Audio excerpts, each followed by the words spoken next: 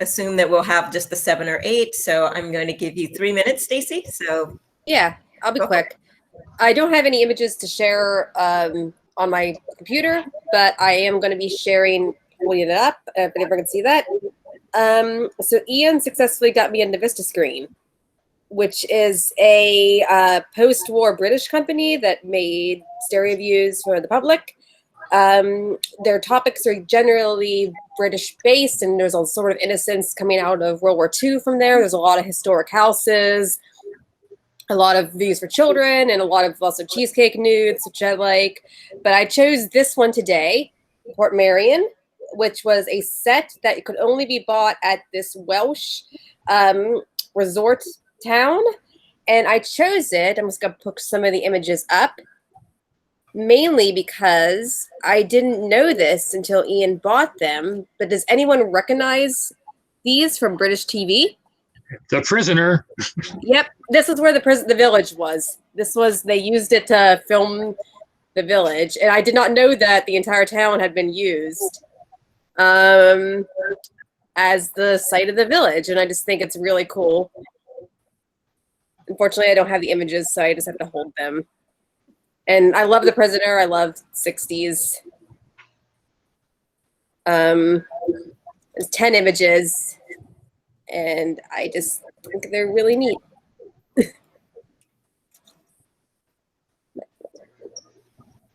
Unfortunately, they do not have the giant chessboard.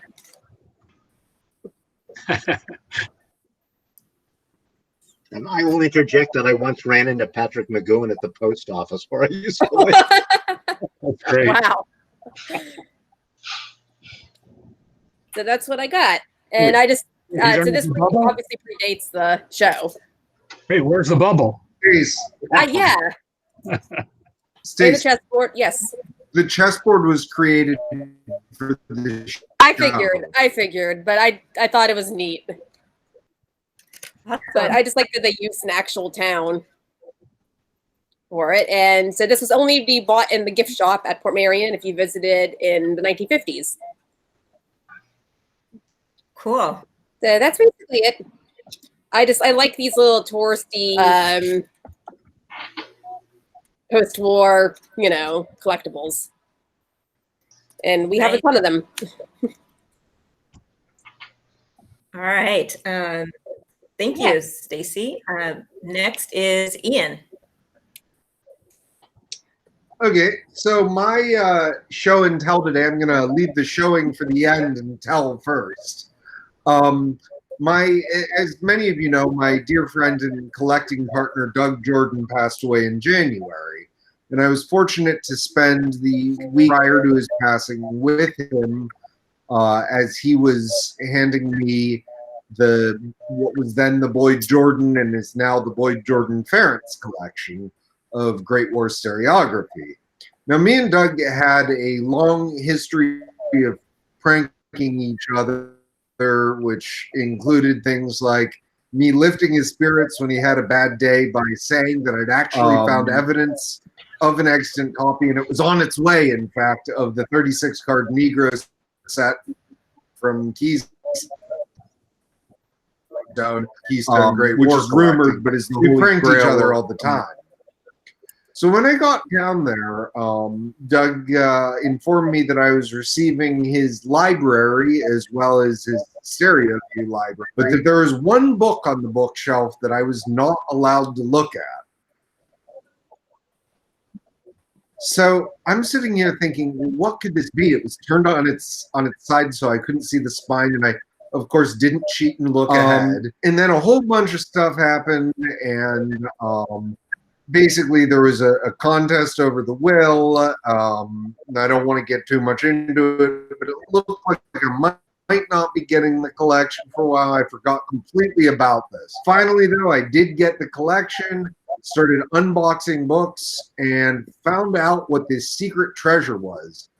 Now, I've been expecting, some great war book that was crucial to one of our projects, maybe the H.D. Girdwood and Realistic Travels project.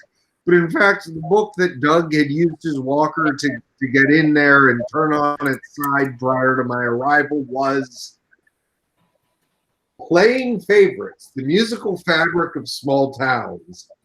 It's brass bands in 3D. And it's about the nerdiest thing. I mean, I love it, but it's the nerdiest thing you'll ever see. So this was Doug's kind of final prank on me, and let's give me one of the stereo cards. So it's got a lot of great reproductions and whatnot, but it's obviously not a secret treasure trove of Great War knowledge, but rather a bunch of very nerdy images of small town brass bands. So in the end, Doug got the last laugh.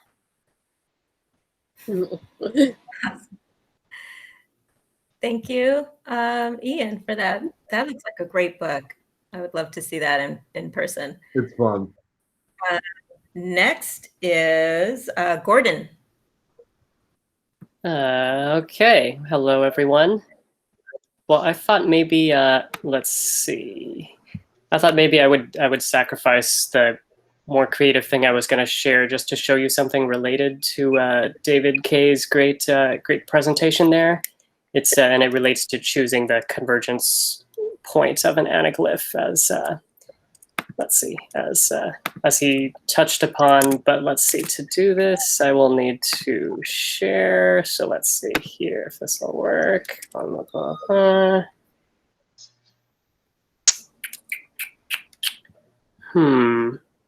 Does anyone know why? Hold on a second. I'm trying to share the program preview, but I don't see the window showing up in the present now option. Okay, here we go. Okay, can you see this? It's coming up. Let's see. Yes. Okay, and now if I go like this and put it in full screen, can you still see it? Yes. Okay, with the black background, right? Yes. Okay, great. Yeah. So just with this anaglyph, like let's say, if you view this, actually the ghosting isn't so bad on this lamppost. I think in this particular picture, but given it in, if you had the same shot with some different background colors, it might be really noticeable. And of course, if you have something like a portrait of a person, then you might want to really prioritize getting rid of the ghosting on that central subject. So if you use the like the easy adjustment tool in Stereo Photo Maker to instead like set the convergence point to be the lamppost in this case, right? That would look like this. Now you can see if you view it without glasses, now the lamppost looks a lot better than it did before, which again was this one. But you can see now that in this version, there's a window problem with the lower left, right? Because it comes in front of the left edge. But what you can do to get around this, if you want to focus on the lamppost in this case, is you can add a black bar to just one of the images. And there's not an automatic way to do this in Stereo Photo Maker. But if you do that, here's what you get. It's a barely noticeable change if you're looking without the glasses, but if you can see with the glasses, it has the effect of kind of moving just the left edge of the window forward, and it kind of gets rid of that window violation. And of course, now you've got like an interesting asymmetrical framing going on, which I don't mind, and I'm partial to frame things like that myself. But if that does bother you, you could add the an equivalent black bar on the right side, and you would get this, which now gives you a symmetrical window. You'll notice that the black bars, though, create a little bit of ghosting, and in this case, it'd be a question of whether that bothers you more or having your lamppost, your central subject, having the ghosting, which you'd have to choose one or the other. But anyway, that's an option for for setting a convergence point and then dealing with any resulting window problems. Well, of course, Mr. is always way ahead of us.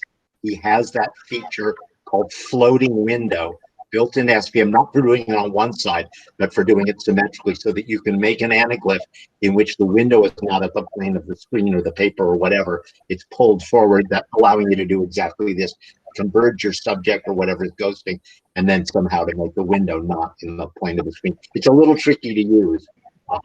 And I hardly ever work with them because, like I say, it always, no matter what I think I need to do, I'm thinking, God, I wish I could do that in Stereo Photo Maker. I always find out later he's already thought of it. Oh, nice. Well, I assume that's only for symmetric, but I'll check that out. Yeah, Floating exactly. That's what I'm saying. Right, it's only symmetric. Thank you, Gordon. Sure, yeah. I feel like I see another talk somewhere, another presentation. Good. Okay, going down the list here, David Starkman. Okay. See if I can figure out how to share the screen. Hold on. Here we go. Can you see this? Is that visible? Yes. Are you all seeing a stereo pair? Yes. Okay. I hope I can scroll through this. So I wanted to just talk for very briefly, just rest in peace for Sheldon Aronowitz. He was a great friend. We've known him for over 38 years, since our very first NSA convention, and even before we corresponded. He was a great Viewmaster collector. Oh, obviously, I'll give you a minute if you want to get out. If you have a viewer for side by side, I use this one with mirrors. And he was a great collector of, major collector of Viewmaster everything. If it had anything to do with Viewmaster, he collected it. Store displays, viewers, reels, and he was a real encyclopedia of knowledge about Viewmaster. He also, along with his good friend Gary Shacker, they spent a couple of years talking the national parks into letting them become the official 3D photographers at Ellis Island. And this is me and Sheldon. We got to visit Ellis Island with him and go to the part of Ellis Island that the public doesn't get to see. You have to wear hard hats, and at the time we went, they were still in the process of cleaning it up, and it still has a lot of way to go. But he and Gary did an incredible show called Unseen Ellis Island, about the part of the island that was abandoned in 1950 and has remained pretty much untouched ever since. And then we were lucky enough to visit in New York a number of times and spent whole days with Sheldon giving us his tour of his New York. He lived in New Jersey, but he'd meet us in New York. And these are at different conventions. He always had this is him and Gary. They always had a room which became a party room where everybody would converge and have a great time. This is back at behind the scenes at Ellis Island, going around New York. Again, this was the crumbling state. And when he shot it, it was a couple of years earlier where things had been even less cleaned up than you see it right there. This is an autoclave for sterilizing mattresses. This is at one of the NSA conventions. He had attended almost every NSA convention up until this year when he was in the hospital for the virtual convention. And he took us to Gray's Papaya, the places he'd like to go. It's him and Gary Shacker at one of the conventions. Him, Gary Shacker, and Jan Durant. There's a few of us.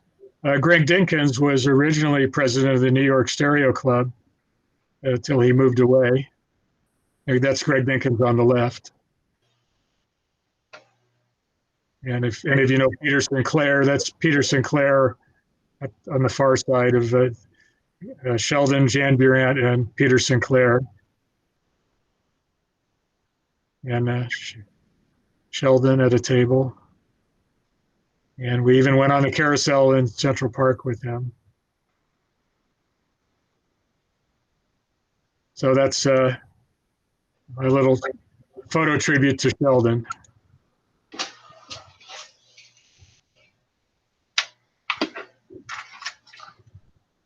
So let's stop sharing. Thanks, David, for that. Well, wanted to do it quick for the 3 minutes, but anyway, No. rest in peace, Sheldon. No, that's great. Okay, we've got 3 more people that wanted to show something, and so I will. Before I do that, I want to lastly post again in the chat the survey for the meeting time. If you did not fill that out already, please click on that and let us know your preferred meeting time out of the ones that are listed there. It takes just like 1 minute for you to fill that out. And I wanted to plug, we have some great presentations coming up in September. What I hope is on deck is we have someone who's going to be sharing some belly dance photograph stereo views from the 19th century. And so that should be really interesting. And then also someone who does 3D animations. So it's someone on Instagram that you may be following already, but I thought they were pretty cool, and he agreed to do a presentation. So that's on deck. And then we will have possibly David Starkman agreeing to do a presentation on some stereo photo books. So all coming up in September. So back to the show and tell. We have next Pascal. Yes. Actually, I planned to show some small thing of my collection that I could just hold to the camera and show you. But everything was different since I 2 days ago was scrolling through local advertisements in Germany called eBay Kleinanzeigen. So it's a little small version of eBay without all the rules, etc., just for getting in contact to people. And actually, I'm following quite a lot of searches on French eBay, German eBay, and so on. And I stopped following my taxi folk search because I already have 8 such viewers in different models. This is not so important anymore. But anyway, 2 days ago, I thought, oh, I can just look if anyone is selling one of those again. And so I had to cancel everything planned for today to drive 6 hours through Germany because I found something I never thought I would ever find, and I thought I'd be happy to share it with you because it brought me a lot of joy, even though it's not clean yet. But I'm happy that it perfectly fits with the color of my first viewer I bought like maybe 5 years ago. So I tried to share my screen and show you what I got. So you see the viewer on top of the furniture. I'm quite happy that I found this one. I hope you can see it.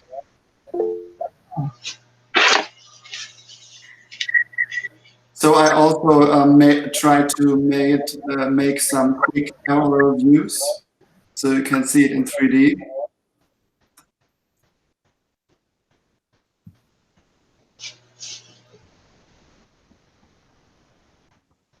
The only problem I have now is I need to find some space for it. But I thought this doesn't really matter in case I can get this. So well, that's it. That's what I wanted to show you. That's beautiful. Do you have a photo with the showing the drawers, the slide drawers? You mean open doors? Yes. No, I haven't done this yet. Okay. It has little drawers in it with the bakelite trays.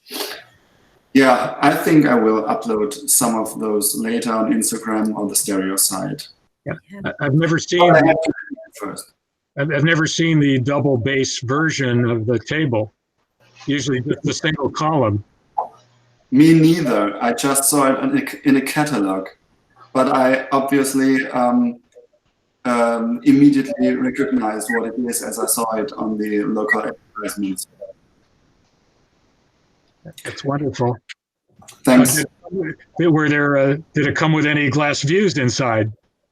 No, there were only, I think, 64 trays coming with it. But I think I can fill it up. Great, thank you, Pascal. All right, and next we have Sangeeta.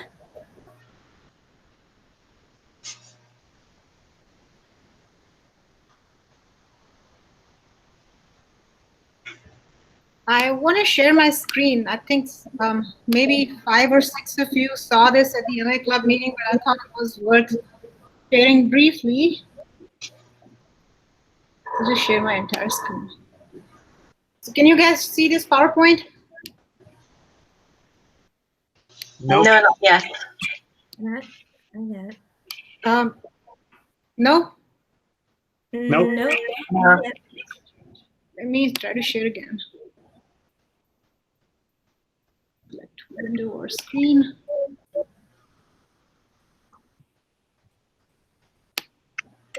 Are you guys able to see it now? No. Nope. No. That is strange.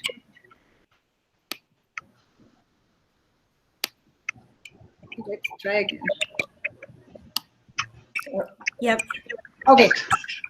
All right. So this is sort of like a cusp between my science life and my stereo life. This is just a parallel up and cross bottom rendering of the protein that I'm right now working on and how it binds to DNA. These are the 4 so-called alpha helices that are sitting on the major groove of the DNA. You basically can download the structure from a couple of public databases for free and render them in stereo in one of the freewares. There's a bunch of them.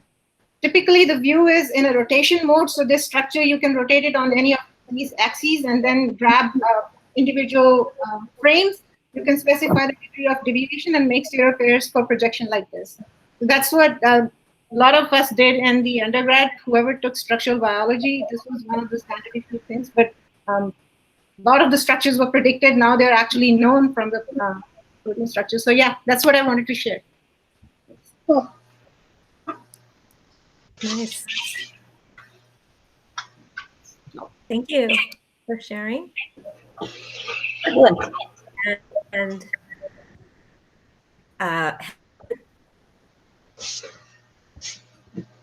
is next.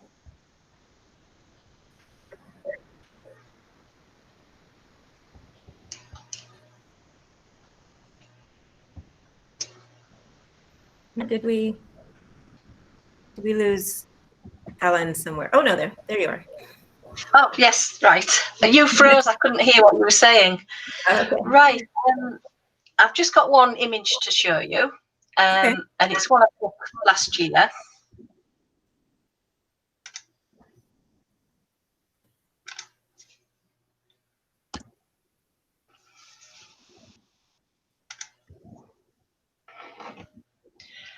Is it coming up yet? Not yet. It's saying Chrome wants to share the contents of your screen with meetgoogle.com. Choose what you'd like to share. Right. Okay. Can you see my photo? Yes. Yes. Right. Right. Okay. This is side-by-side viewing, and it's just a shot I took not long after sunrise in my local park. I thought we were just presenting a photograph, so I wasn't prepared to do any talking as such, but staying sequentially, and I auto-aligned it, put it together in Stereo Photo Maker. Now, this is done on my computer. Now, I saw somebody presenting how to present this direct to Instagram from a PC.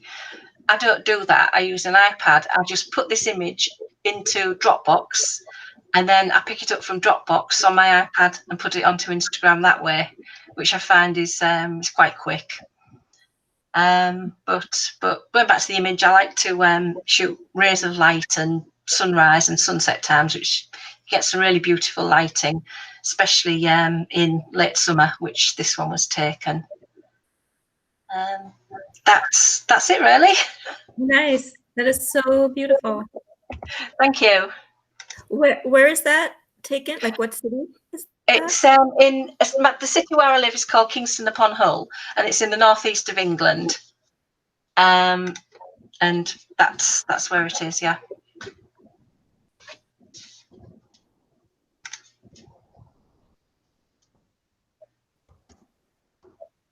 My screen's disappeared now, hasn't it? Good. Yes. All right. Well, thank you for that. I'm going to, I don't have anyone else. I could share something, but Can I ask Helen, what's your username on Instagram so I can find you? It's Helen Beauville 3D.